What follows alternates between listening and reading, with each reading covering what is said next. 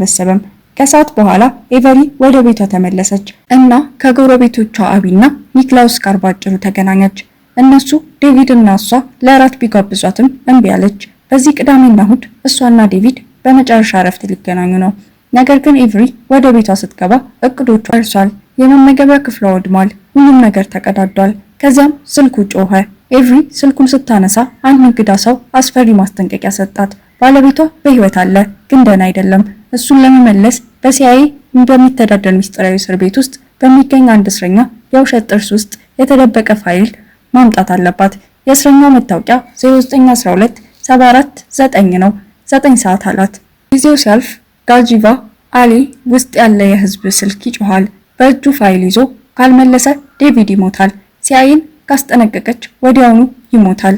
በፍጥነት እየሰራች ኤቨሪ ሴራንን ጎበዝ ሃከርና የድሮ አጋሯን